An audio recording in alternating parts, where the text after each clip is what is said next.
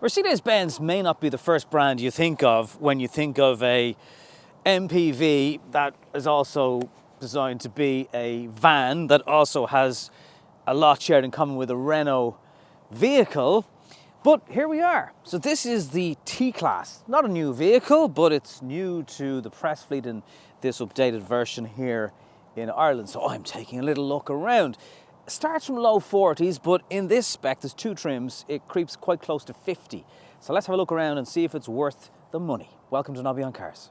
It is a little strange, isn't it? Like, that shares a badge with an E-Class, but a totally different style of car. Now, those of you who've been a subscriber to the channel for quite a while will know I'm actually a fan of these vehicles, whether it's an Opel version, a Peugeot Rifter that I had a look on my own family holiday this year. They just offer a lot of practicality. There's more space inside them. The sliding doors mean your kids won't whack your doors off walls and other vehicles. It's got a 520 litre boot, so there's huge levels of practicality, loads of space inside. Unlike the Rifter, you can get this in a diesel without any modification. So the diesel Rifter in Ireland has to be a wheelchair accessible vehicle, but you can get that in an electric, and you can get this in diesel or petrol. There's even a 90 brake horsepower version of this, rising to over 130 for the petrol. And you can get 6-speed manual or an automatic gearbox. So there's something for just about everybody. There's quite a few colours actually in the range. There's really bright yellows if you like. This is like a hermite or some sort of weird sounding word. It's essentially it's silver.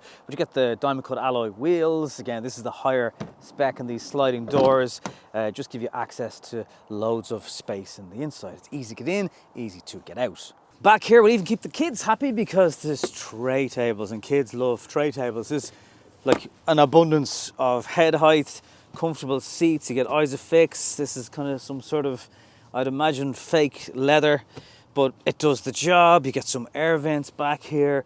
But really it's all about the space and the practicality, and getting in and out of this car is easier than any other vehicle you'll be able to get on the market because of the sliding doors. And yeah, it just works. And then the rear ain't so bad either.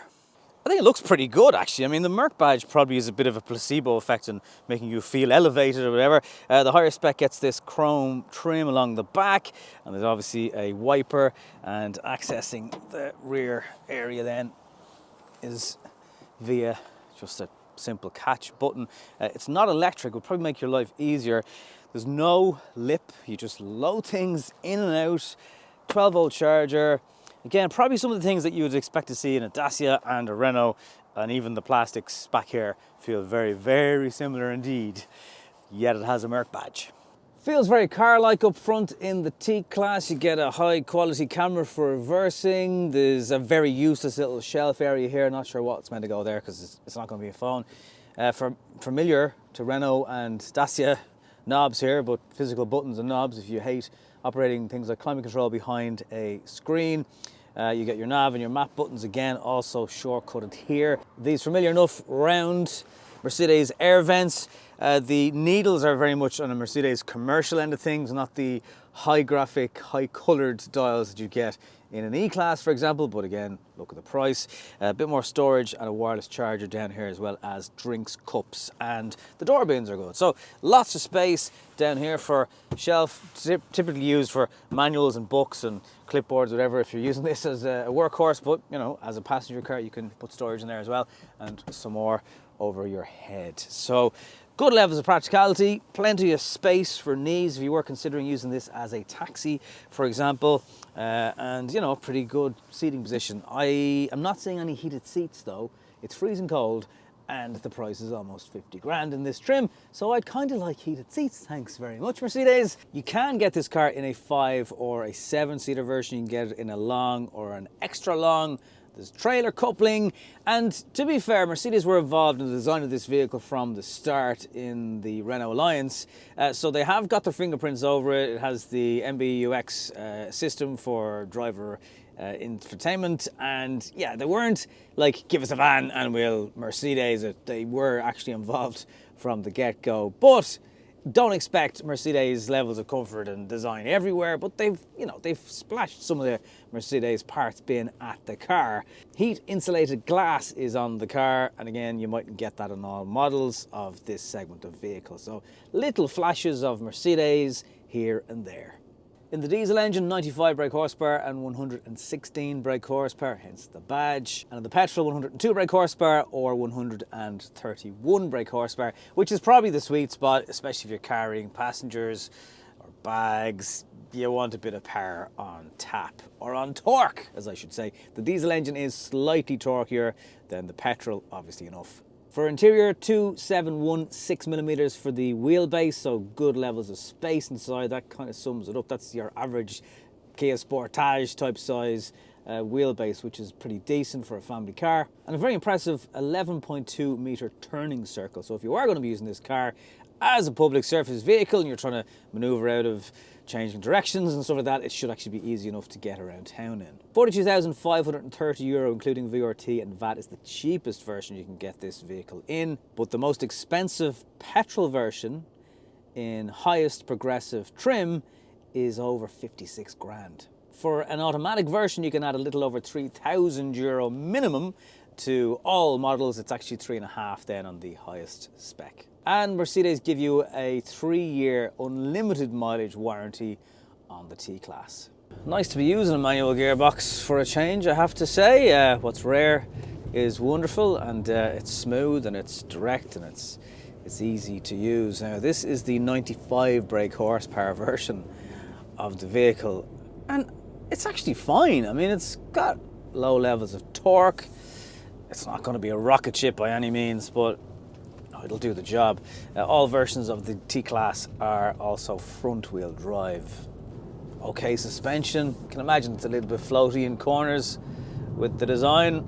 More people on board might help weigh it down and make it more stable into those bends. And it's a good driving position, really wide windscreen, plenty of glass around you to help with your external views when you're driving. Because you've got this little armrest, it aids the comfort. Everything around you does not feel 50 grand. I will say that. You definitely get some softer materials in a true passenger designed up Mercedes vehicle. Another car of this design was the Skoda Yeti that had a bit of a cult following. You still see them now. They discontinued the model, but it just gives you a little insight into why that was a popular car with Ireland. It was practical, it was affordable, and it just did all the stuff you needed to do. And that's why I'm a fan of these vehicles. And if you've ever rented one on holidays, like, yeah, they're sometimes a little bit rough and ready. Mercedes bits have kind of taken the edge off that.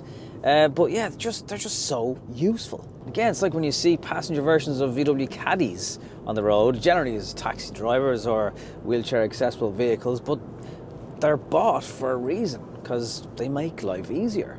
And look, if I had 50 grand spare, there's probably other types of Mercedes I'd like to buy, perhaps used ones. If you need this kind of vehicle, and not everybody does, it's a good one to have to be able to throw another type of brand doing this vehicle into the mix. Oh, and fuel economy, depending on which one you have, somewhere between 5 and 6 litres per 100 kilometres, whether that's petrol or diesel. The petrol will obviously be a little thirstier. Conclusion time, still great practicality, frugal engines in them, a little bit underpowered depending on which one you go for. Petrol could be a good shout, but the prices including VAT do creep up when you go for this higher spec version of it. Not massively more expensive than some of the competition, but still more expensive. However, you might put a bit of a premium price tag on the Mercedes steering wheel, the interior in parts, but there's also parts that are, as I've mentioned, shared with a Renault Clio. So look, it's not cheap, but it does have huge levels of practicality.